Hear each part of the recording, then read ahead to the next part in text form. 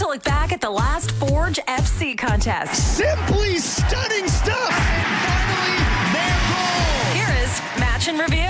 My word, what a rocket. With Anthony Urciuoli on the Forge Audio Network.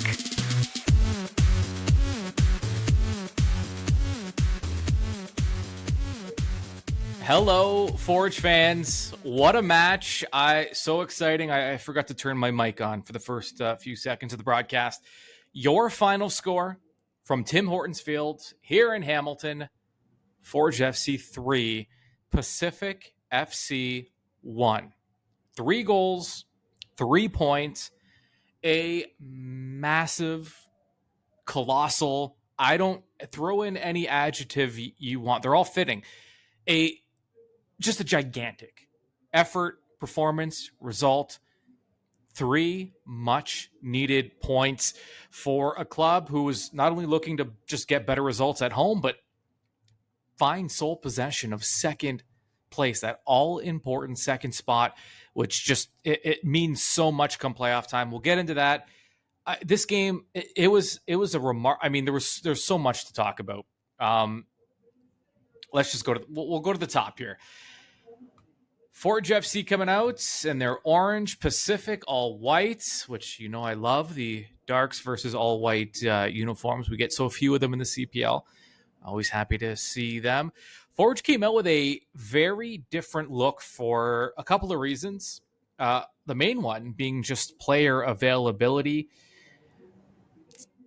Let's just say Forge, they've been unlucky with some players who were unavailable on the back end in this one. Dominic Samuel not available. Malik Oluwabi-Bellewu not available. Garvin Matusala not available. 3 defenders. And because of that, Forge had to get a little creative with their backline. And they did, for the most part. Now, depending how you looked at it, Forge was either playing with 3 defenders or 5. Essentially, they're playing with 3 center backs, which we never, ever see with Forge. But what happened was Malcolm Duncan, young guy, still gaining experience at this level, was kind of thrust into that center back group. And because of that, Forge giving him a little, just, making things a little easier for him by throwing him into a combination of Mandrakar James, Ashton Yodi-Janssen, 2 veteran defenders. You throw Malcolm Duncan in there. And there's your 3-man group in this one. Kwesi Poku, Razart Rama playing fullback / wingback, depending on what, Forge's formations are always just, they're formations in theory, but once the ball's kicked and depending who has possession and where the ball is, you see a lot of changes in movement. In the middle, Kyle Becker, Hojab Rapport, and up top, Pacius, Campbell, Badi, Banga. So some unique looks for Forge in this one. And by doing this, and what I liked about this formation, when you have those 3 center backs, your fullbacks have a lot more flexibility in what they're able to do as fullbacks and play a little more on the front foot, play a little more advanced, focus a little more on the attack. And those 2 fullbacks played a huge role in this win. In fact, this win doesn't happen without Rama, without Poku, and the plays they made on the attacking side of the ball that they perhaps wouldn't have been able to make had they had to play back more to help defensively. So 3 center backs gives you that flexibility. And by the way, welcome back, Kwesi Poku. The suspension after the red card for the last couple of games. And again, it just allows so much more flexibility just with him alone and how they attack because of how dynamic Poku is. He can beat you one-on-one with his pace and long strides. He can create with his crosses. He can win duels with his size and his strength. Just such a weapon and so valuable for so many different reasons. Also, it doesn't hurt at all the U21 minutes, which Forge still has to hit 2,000. Coming into this match, Forge needed 260 more over the last 3 matches, which is certainly attainable. I mean, as long as you have a U21 player, at least one, playing 90 minutes for the next 3 matches. You're in the clear, and Forge went above and beyond in this one for various reasons. First half, ball kicks off. I was not a fan of Forge's start in this one. It was early, but you saw some things that have crept into. Here's the thing: we've seen these matchups with Forge where there are huge playoff-like implications and these kind of not totally must-win, but kind of must-win games. And we saw a lot of draws, right? 0-0, 1-1. Forge maybe playing conservative, not wanting to make a mistake. Not total, maybe conservative is the wrong word, but they didn't want to make any mistakes. And they wanted to at least preserve points in those matches. And in this one, Pacific was the aggressor. It was the opening minutes, mind you. It was early, but still, you look kind of for early signs in the first few minutes. And Pacific had their engines going. In fact, very early on, they opened the scoring. 3rd minute, Gennaro Daniels finishes the feed from Manny Aparicio. And it's 1-0 Pacific, very early. Crowd kind of stunned, players kind of stunned. And not what you want in a match like this at home. We know how important the first goal is in this league across the board statistically. But last match for Forge, where they had to battle just from start to finish and grinded out a 3-2 win over Valor last week. I talked about it a lot in that post game. I talked about it in the match day preview. That win against Valor was my favorite win of the year for Forge. And you're thinking 3-2 against Valor. How is that impressive? I mean, didn't you see the 4-0 win over at York? Those dominating wins where you blow teams out, they're great, but you don't learn a lot about your team in those matchups. When everything's going well, you want to see, it's like football. You want to see how the quarterback does down in the 4th quarter when everyone knows he has to pass. How does he respond? In that match, Forge needed goals, and they scored. First of all, they blew a lead. Then they were able to tie it after going down, and then they went ahead late on a free kick. It was just one of those character building wins where things just weren't going right, but they found a way. They dug deep and they got it done. And their big time players were big time players in that one, and those are show me matchup. They're character building matches, and at the perfect time of the year, as we head to the playoffs very shortly. So, why am I bringing up that match against Valor? Well, they needed to tap into that character to dig deep in this one, because you go down early and you're stunned. Sometimes it's tough to recover. Not only did Forge recover, they woke up. Maybe they didn't quite start totally on time, but that goal woke them up, because 2 minutes after, Forge responded. How do you respond in the face of adversity?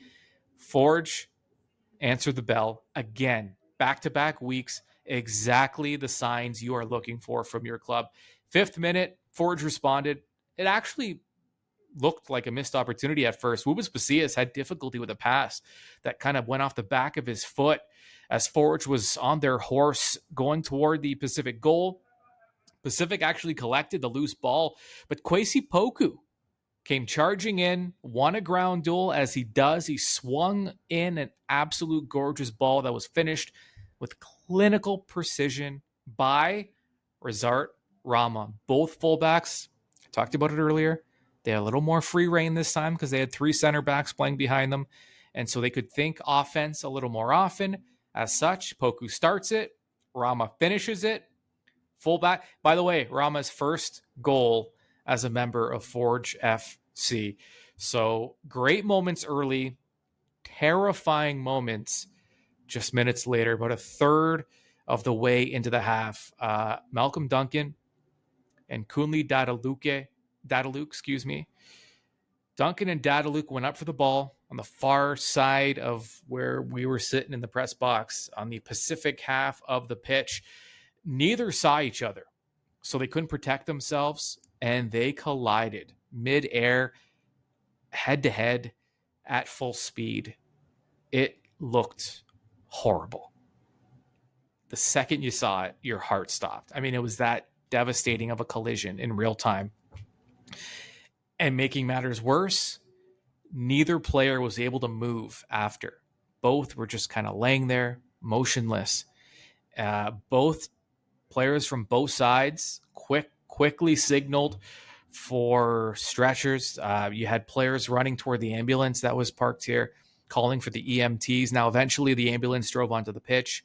Paramedics tended to the players. A second ambulance was called, so there were 2 ambulances on the pitch and EMTs working on both players. I guess the positive is that both regained consciousness, were put into the back of the ambulance. I heard some rumblings that Duncan was kind of cracking jokes on his way in. That's always good to see. Dada Luke, he had, I don't know if it was his father or his brother, but he had a family member that kind of rushed onto the pitch to see how he was doing. It was just scary moments all around. And the players and coaches were actually sent back to the locker rooms. It was about, I didn't time it, to be honest with you. I kind of asked around, how long do you think of that stoppage was? We settled on around 35 to 40 minutes, the delay. And that included a 10-minute warm-up for both sides. So, like I said, both could be seen moving eventually. Unfortunately, I don't have an update on their condition except for the fact that they're responsive, but with injuries related to the head or neck. We saw neck braces. There's obviously a lot of concern there. So, but I guess all things considered, it's positive that both are responsive and both are being tended to. They are both in hospital. Fingers crossed for a speedy recovery for both. Players with some heavy hearts and distracted minds had to re-enter the pitch, and they had to play a game. So obviously, with the 2 injuries, substitutions had to be made. Amenadum came on for Dada Luke. Sissoko came on for Duncan. And interestingly enough, even with Duncan out, Forge did not change their look defensively. They kept that 3 or 5 defender look, depending where the fullbacks were playing during any given moment. Except this time, Rama slid in and played center back along with Urciuoli, Janssen, and James. Sissoko and Poku manned the fullback positions. And that's not an easy situation for Sissoko to jump into because he is a natural midfielder. Now he's playing fullback, kind of wing back. I mean, I rave about Sissoko. He's one of the hardest working athletes I have ever seen in my entire life. He does everything that's asked of him and more. And it's just always 100%. He never seems to run out of gas. He's just, that motor is always running. And when you're a guy that cares that much, Sissoko cares. I mean, no matter what he's doing, he puts all of his care into it. And it is just impossible to fail when you care that much about what you're doing. And so Sissoko steps in, plays fullback. He and Poku manning the flanks there. Back from the break, Forge came oh so close to taking the lead. Pasillas had a go from inside the area, got a little too much behind it. He hit the bar. This game was much more open than the previous high stakes matches involving Forge, and maybe that early goal from Pacific, in a weird way, it helped.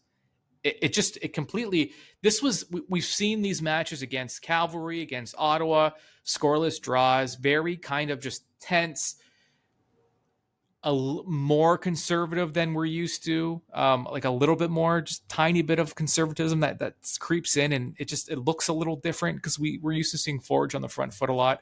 But that first goal awoke just everything woke up after that. And this was not one of those tense, everyone afraid to make a mistake, playoff type matchups. Both clubs were going for it. And it was so entertaining to watch just as a fan. And Kwesi Poku, I mean, he is really starting to become a top level player in this league.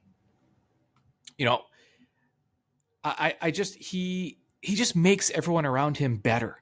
And he just creates so many big chances. 37th minute, Kwesi Poku swings in yet another gorgeous ball with his left foot. This time he finds Badi Banga, who hits the post. By the way, Forge, they lead the league in hitting the woodwork. And I mean, I'm watching this. I go, how? That's 2 already, just in the first half. But not to worry, because the most efficient goal scorer in the CPL, the leader in goals per minutes played, Wubens Pacius, found the rebound, bounced it in, and just like that, it is 2-1 in favor of Forge FC. And with that, Forge is now able to go into halftime with a lead. Everything, all things considered, all the things that went down in that first half, to go in with a lead, it was, I mean, so much happened in that first half. So much emotion. And Forge has a lead. Halftime stats: expected goals 1.29 for Forge, 0.33 for Pacific. Pacific with the bulk of the possession at 57%. And dangerous tax at halftime in favor of Pacific, 21-10. Some substitutions at half: Gennaro Daniels off, Eamon Salouf on. Salouf was part of the 3 keys that Guy Forge wanted to keep an eye on. Instead of being a 90-minute guy, he's been more of a super sub in the second half, but he really creates for Pacific. He's been their most dangerous player all year in terms of big chances created. And he is on now in the second half, so Forge had to at least pay attention to him on the pitch. Again, such a bizarre match. Quick goals, scary injuries. 57th minute, you can add to the just bizarre happenings around this match. A keeper substitution for Forge. Tristan Henry out, Chris Kalongo in, because Henry appeared to suffer a head injury. Didic for Pacific from his own half took an attempt at goal. He tried to chip Henry from a long ways away, and we know Henry likes to play well off of his line. Well, this ball was labeled for the back of the goal. It was going directly in the goal. Henry had to run back like a center fielder, made an unbelievable save, punching the ball over the goal as he leapt into the air. The problem is the landing. He landed, his face scraped the bottom post at the back of the goal there. So he was holding his face and holding his head. So we had a stoppage. We had the trainers out. Another Forge player appearing to suffer a head injury. Now, obviously, this would have looked much different, a little less scary, not to take anything away from the injury. But Henry was able to walk off on his own. Kalongo adding more U21 minutes to Forge's tally. And he actually, I mean, they weren't even actually done with that, because there were more after that. But as if Kalongo wasn't facing enough pressure, coming in cold in a big-time match with playoff implications, he had to face back-to-back corner kicks immediately. And he was cool as a cucumber. That's Kalongo. Always cool, always level, never too high, never too low, just always he has the it's interesting because we see Tristan Henry, right? He's a little more animated. There's a lot of kind of aggression there in the way he plays. He likes being involved. He likes mixing it up. Kalongo's a little more of the subdued, kind of even-keeled guy, and the juxtaposition of the two Forge keepers is always interesting. And one thing I have to point out, Mandrakar James, his leadership at the back of that Forge line, Benny Badibanga and Pacific midfielder Georges Mukum Bilva, well, they were kind of going at each other a little bit. Things were getting tense. Referee warned both, but you could see Badibanga still a little heated and frustrated with some of his interactions with the Pacific midfielder. But Mandrakar James, he took Benny aside. You saw they had a very quick chat, probably just told him something to the effect of, eye on the prize, head in the game, focus on the 3 points. Come on, we need you. And the message was received. Benny calmed down, no further incidents. The value of having guys like James on your roster. And speaking of leaders, how about these for substitutions? late in the match, Rubens Pasillas comes off, Tristan Borges comes on, Taron Campbell comes off, Jordan Hamilton comes on, and adding to those U21 minutes, Alessandro Hojabrupor off, Kadeem Kane enters the match. And in stoppage time, Forge able to seal the deal. Borges found Jordan Hamilton in the area, and he made absolutely no mistake. Hamilton with the goal, Borges with the assist to put Forge up 3-1. And that was your final.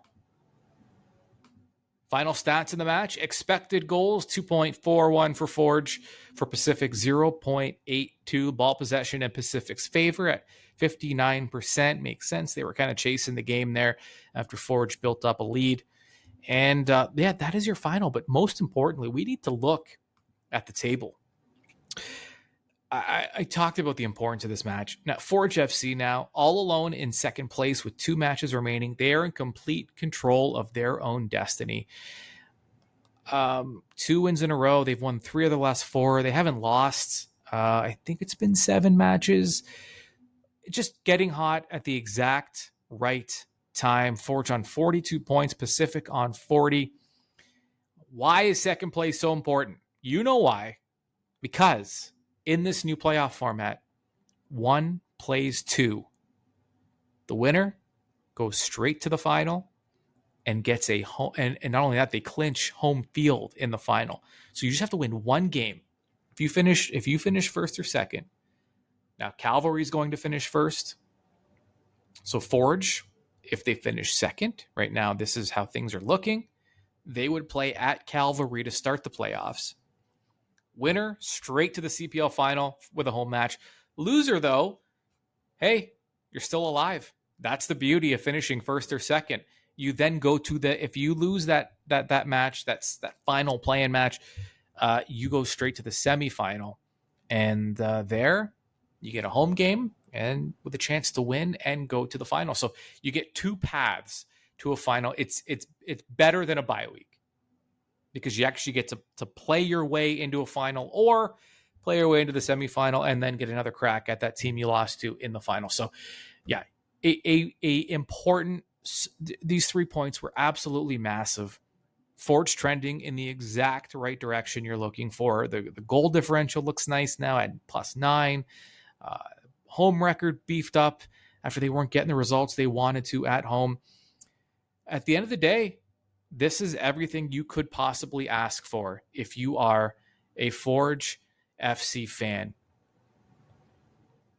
We can revisit those 3 keys to the match. Number 1 was Stymie Saloof. I honestly didn't notice him at all. Amon Saloof, 22-year-old left-footed Dutch attacker. He's just their most productive chance creator. Came on to play in the second half, and I didn't even really notice him. So I would say he was stymied. That is a giant check mark for Forge FC and a key one. Key number 2, great shape. This was about Forge FC maintaining their shape defensively, because Pacific is so dangerous when they play on the front foot, and they can score a lot of goals when they're able to play their game. So for Forge, they had to play very disciplined defensively, take their chances, but be mindful of who's around you, who's behind you, and kind of thinking not necessarily that play you're part of, but the next one and the next one. Almost, it's like a chess match out there. And they maintained their shape. They defended well. Pacific scored in the 3rd minute and did not score again. And by the way, I mean, how about Chris Kalongo coming into the situation, middle of the second half, facing 2 straight corners? You're cold. Henry just went down, injured. It's a really important match. And again, just perfectly cool. He did everything right. He had a big save near the end, and he was perfect. Everything you're looking for. Not one of the keys, but certainly worth the shout out. So Stymie Saloof, great shape, 2 huge check marks, and the final third, and this one was key, active bodies in the box. Forges is too much to handle for any team defensively. When they get numbers, But it wasn't just about, because the key wasn't bodies in the box. It was active bodies in the box. When you're in the area, it's not enough to just be there. You have to be moving. You have to attack the ball. You have to make the defenders defend. Get them running around. Get them out of position. Create some havoc in there. And they weren't doing that early in that match against Valor, but then they started to, and the goals started to come. In this one, were they ever active? All three of Forge's goals came from inside the area, and they came from deliveries from outside the area. Forge was dangerous today on the attack, on the transition, on the counter. It's because they were getting bodies forward, and those bodies were active in the area. And of course, the players delivering the ball. Poku had a pair, Borges the other. You have guys in this lineup that are not just individual quality, but make everyone around them better. And that's everything you're looking for in a player. If you're a Forge fan, you have to feel really good right now about how things are looking, where they're trending. And there are 2 matches remaining this season. The next one is a week today. An earlier one, 2 p.m., Saturday, September 30th. Forge with a very difficult assignment going into Halifax, the most difficult stadium to play in. And Halifax is very good at home. 13 matches, they have 25 points. That's the second best home record outside of Calgary. So, and we can't, Halifax, they're in a playoff fight themselves. They're currently in 4th place with 36 points, but York is 4 points behind them. So they're not in the clear yet. Halifax can actually clinch a playoff spot in that home match against Forge. So they are going to be motivated. So Forge will, at minimum, be looking for a point. But let's face it, we're at the point now where you have to be thinking 3 because you want to secure that second place. You're only 2 points clear of Pacific, and they have 2 matches remaining. So, yeah, a point is nice, but we're in that territory now where you need 3 because, again, they can control their destiny here. They just have to pick up wins. After Halifax, 1 week later, it's a 4:00 match at home. It'll be the season finale, and it will be against Atletico Ottawa.